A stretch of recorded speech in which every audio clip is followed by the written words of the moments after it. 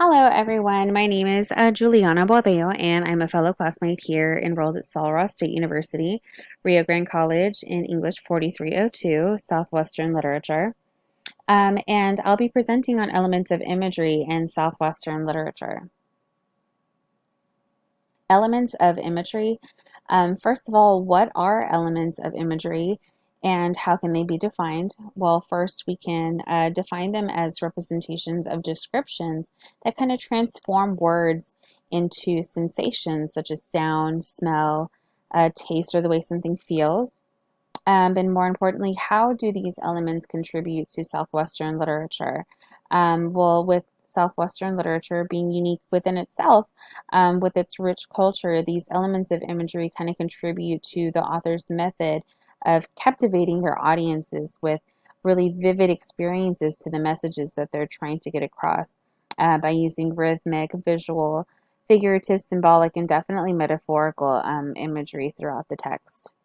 And I'll be talking about how they kind of aid in curative and therapeutic themes in the books that we've read, Borders, The House on Mango Street, and in Ceremony. So in Pat Mora's book, Borders, she wrote a poem that was titled Mañanitas, Bird Song, and that had a really pleasant rhythmic flow whenever it was read out loud. And then the repetition in the words, specifically 10 years, really emphasizes the time that this mother has had to build the relationship with the child. And then looking deeper into some of the words in the poem, amber swirl, steeped deep, and healing brew, we see that Mora is really metaphorically explaining the deep human connection between this mother and child.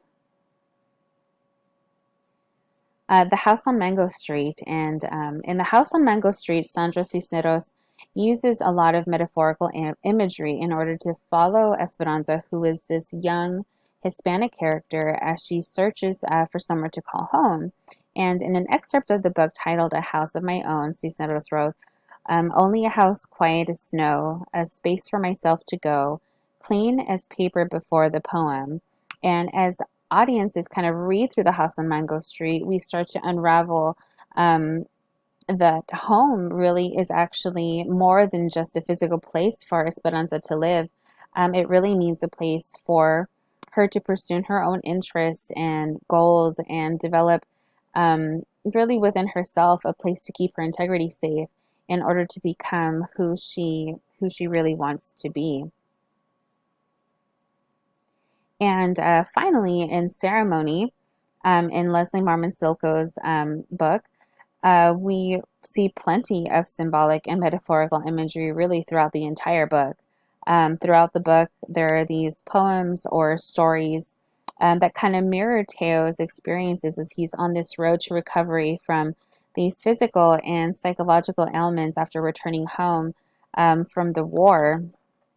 He begins to practice Native American traditions, and in the first poem, Ceremony, it reads, I will tell you something about stories, he said.